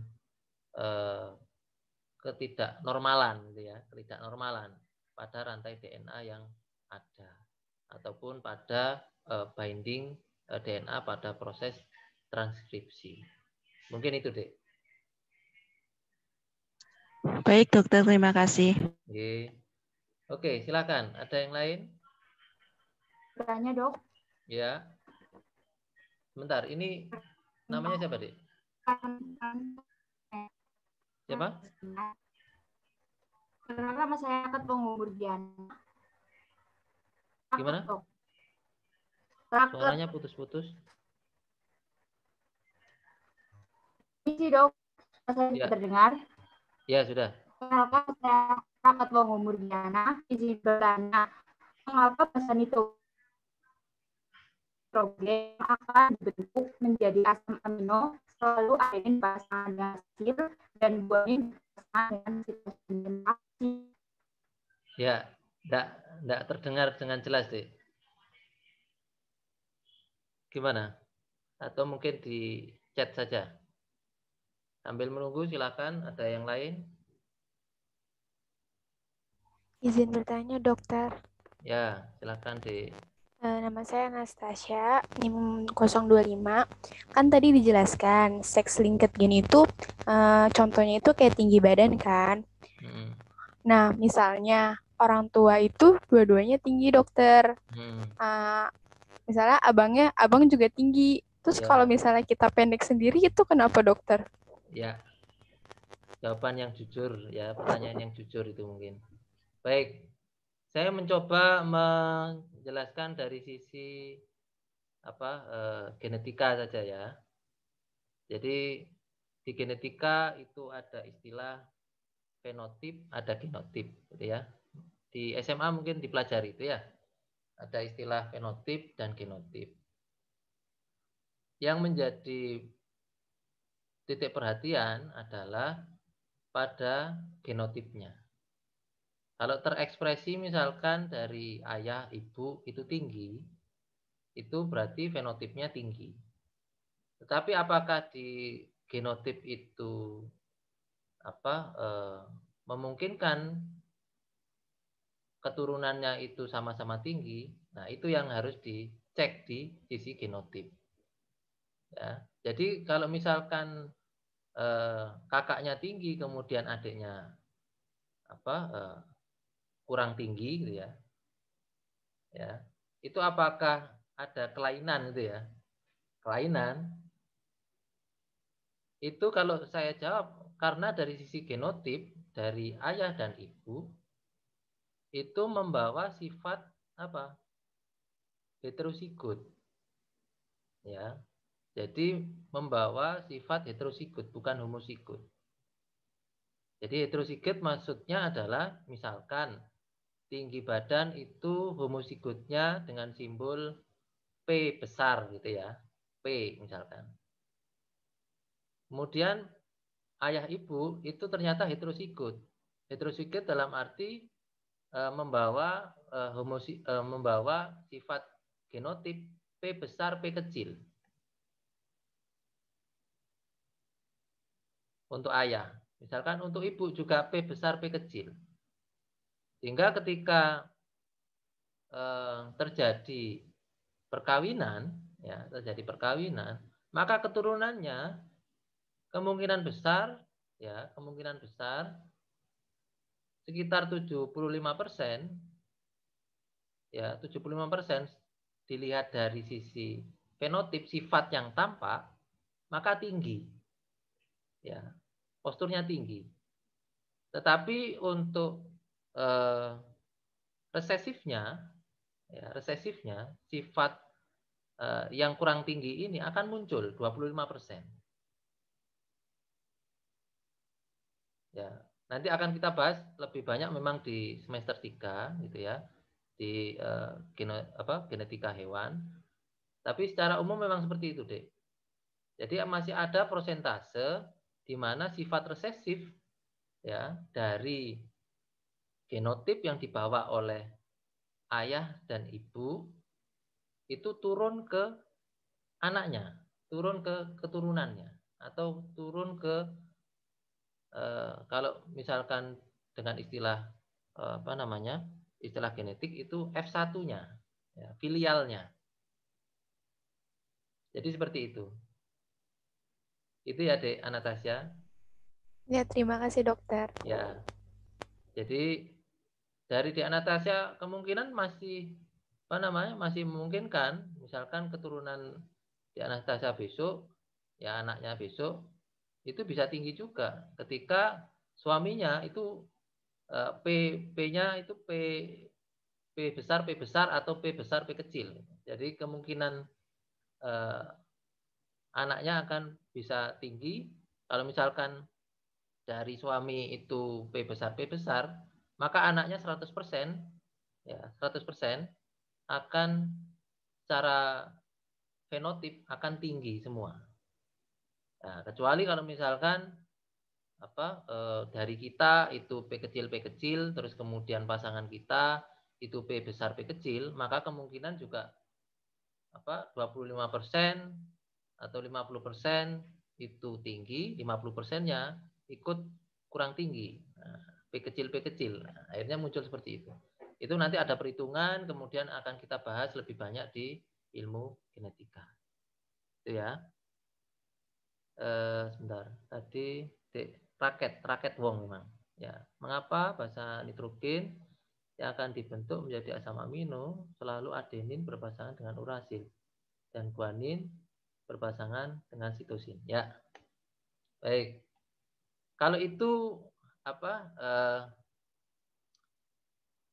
saya mungkin tidak sedalam itu gitu ya mempelajari tentang ikatan DNA dan RNA. Memang di textbook yang saya baca sampai textbook inti dari DNA untuk memahami tentang DNA dan RNA termasuk transkripsi maupun translasi itu tidak menjelaskan kenapa adenin itu selalu berikatan dengan urasil dan guanin itu berpasangan dengan sitosin. Itu yang saya tidak mempelajari dan tidak mendalam tentang itu. Tapi ini kalau misalkan ada pertanyaan yang saya tidak paham, maka ini merupakan PR bagi saya. Coba akan saya cari literaturnya, nanti coba di Raket Wonggo Murgiana itu mungkin mengingatkan saya, Dok, untuk pertanyaan saya dulu bagaimana. Ya. Jadi saya secara jujur kalau misalkan saya tidak tahu, maka saya sampaikan tidak tahu, gitu ya. Oke, mungkin itu saja. Oh ya, ini panggilannya memang siapa? Dek Raket gitu. Raket apa raket? Raket. Oh, raket. Raket. Ya. Kalau raket itu nggak bisa terpisah berarti raket. Kalau ejaannya menggunakan raket itu berbeda lagi ya. Oke. Ada lagi, Dek? Permisi, Dok. Izin bertanya lagi. Ini recorder dari minggu kemarin sama minggu sekarang diupload mboten nggih, Dok? Oh ya, nanti coba saya yang kemarin minggu kemarin belum terupload ya? Sepertinya di aula dereng. Oh ya, nanti coba saya sampaikan bagian akademik untuk mengupload ya. Nggih, Dok. Matur nuwun. Ya. Oke. Ada lagi? Izin bertanya, Dok. Ya, silakan Dek Fauzan. Ridwan dulu aja, Dok, nggak apa-apa. Oh, Ridwan. Ya, silakan Ridwan. Izin bertanya, Dok. Perkenalkan, nama saya Muhammad Ridwan Bibi dengan NIM 022. Kan jika orang tua itu terkena kencing manis, anaknya itu kan bisa terkena kencing manis juga gitu, apa ada kaitannya dengan gen, Dok? Ya, bisa saya jawab itu bisa karena faktor genetik. Jadi dari sifat ataupun dari susunan DNA yang spesifik untuk proses ataupun berkaitan dengan protein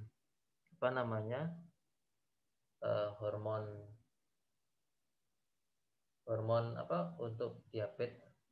Nah, pembentukan hormon insulin, ya, hormon itu kan protein.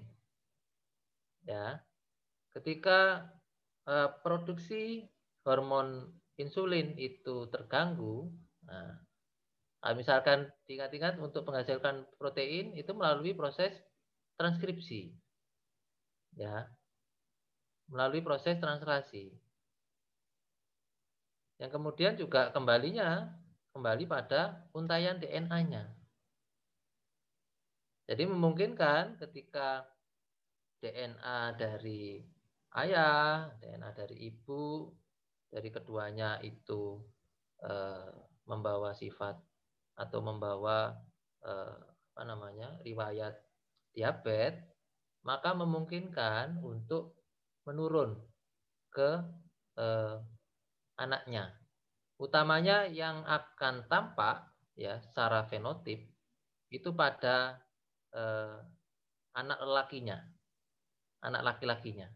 Sedangkan pada anak ceweknya, ya, anak ceweknya itu membawa sifat resesif.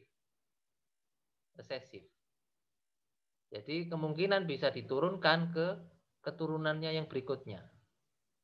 Nah, tergantung suaminya itu pembawa juga atau dari pola hidupnya itu seperti apa, sehingga dari keturunan pasti akan muncul lagi. Jadi seperti itu, Ridwan. Terima kasih, Dok. Selain dari dari faktor genetik, pola makan yang kemudian berdampak terhadap produksi insulin itu juga bisa berpengaruh. Misalkan terlalu banyak mengkonsumsi makanan yang dengan kadar gula tinggi secara cukup lama, menahun gitu ya. Itu juga memungkinkan terjadi diabetes. Jadi terjadi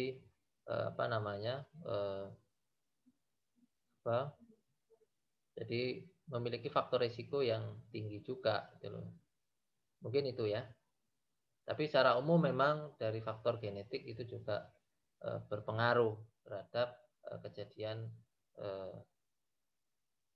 diabetes. Oke. Ada yang lain? Izin bertanya lagi, Dok. Ya, Maaf. silakan, Dek Fauzan. Kan tadi mRNA sama tRNA terjadi splicing ya, Dok. Membuang apa ya, Dok, ya tadi? Membuang intron. Nah, intron itu dibuangnya kemana ya, Dok? Tadi saya lupa. Ya, dibuangnya di dalam nukleus, tetap di dalam nukleus. Jadi proses splicing-nya itu berada pada nukleus. Kalau misalkan untuk rRNA, splicing-nya ya berada pada nukleolus. Jadi intronnya itu ada di nukleolus. Jadi seperti itu. Jadi karena intron ini tidak membawa materi genetik atau disebut antikodon. Ya, antikodon. Mungkin seperti itu, Dek Fauzan. Oke, ada satu pertanyaan lagi, silakan. Dok. Ya, Dek Nindya, silakan. Ya, saya ingin bertanya mengenai ini, Dok.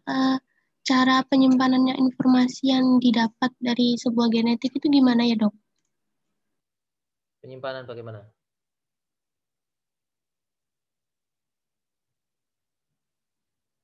Penyimpanan informasinya, Dok.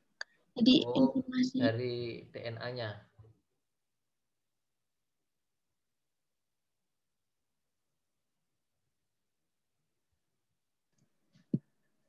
Iya, Dok. Dari DNA-nya.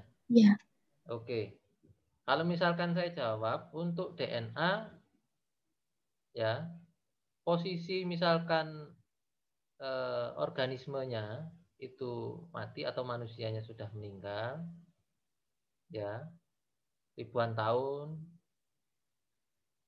ya, ratusan tahun, maka informasi genetik untuk rantai DNA-nya masih bisa diekstraksi, masih bisa di copy DNA, gitu ya.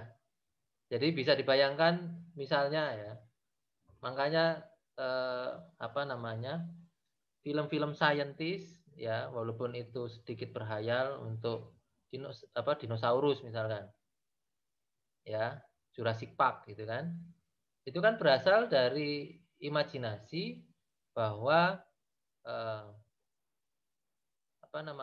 tulang ataupun bagian tubuh dari dari hewan, ya, misalkan rambut ataupun bulu masih beredar di di pemakamannya, tapi tetap posisinya utuh misalkan, itu juga bisa gitu loh diuji untuk bagaimana untuk rantai DNA-nya atau profil dari rantai DNA. Bahkan ya, kalau misalkan dari Rasulullah itu berkenan untuk rambutnya itu dibuat diteliti, kemudian untuk mendapatkan rantai DNA, susunan DNA-nya, insya Allah bisa. Tapi kalau di Islam itu tidak diperkenankan, maka selama itu juga tidak kita tahu profil dari rantai DNA dari Rasulullah seperti apa, Nabi Muhammad seperti apa, gitu ya. Karena dari rambut beliau itu membawa materi genetik, gitu ya, materi genetik atau sifat yang dibawa oleh beliau. Jadi bisa membayangkan hidungnya seperti apa, posturnya seperti apa, itu bisa dibaca dari rantai DNA, dari susunan DNA, gitu ya, dari rambut. Tapi wallahu alam, karena itu tidak diperkenankan, ya selama itu kita juga karena tidak diperbolehkan dari agama, gitu ya, oleh agama. Mungkin itu saja sih. Baik dok, terima kasih. Baik, mungkin itu saja yang bisa saya sampaikan. Mudah-mudahan apa yang saya sampaikan pada pagi hari ini sedikit banyak ya dapat bermanfaat sebagai informasi baru bagi adik-adik semua, utamanya pada bidang biologi molekuler di mata kuliah biokimia. Oke, mungkin itu saja. Mudah-mudahan apa yang kita pelajari dari pagi sampai siang tercatat sebagai amal ibadah pada hari Selasa yang insya Allah diridhoi dan diberkahi oleh Allah Subhanahu wa taala. Mungkin itu saja, saya cukupkan. Wassalamualaikum warahmatullahi wabarakatuh. Waalaikumsalam warahmatullahi wabarakatuh. Terima kasih Dr. Bodi. Terima kasih, Dok. Ya, mungkin tambahan kalau misalkan Terima kasih, Dokter. yang mau diskusi dengan saya perihal PKM mungkin bisa membuat link Zoom setelah ini. Jadi mumpung masih pagi, jadi saya beri waktu sekitar 1 jam untuk berdiskusi. Siap, Dok. Ya, oke, itu saja. Saya izin live dulu. Terima kasih, Dok. Ayo main yuk. Main terus belajar UTS. Belajar UTS minggu depan. Jeblok nilainya jeblok. UTS masih minggu depan, tai santuy. Tuman. Minggu depan masih lama. Kan masih lama, masih minggu depan.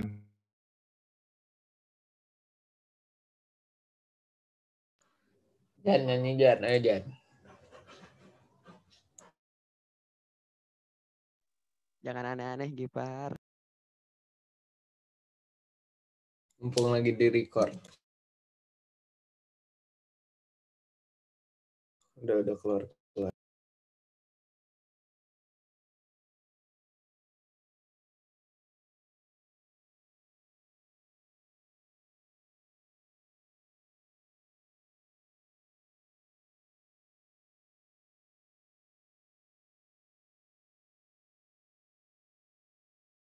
Modern kebiasaan.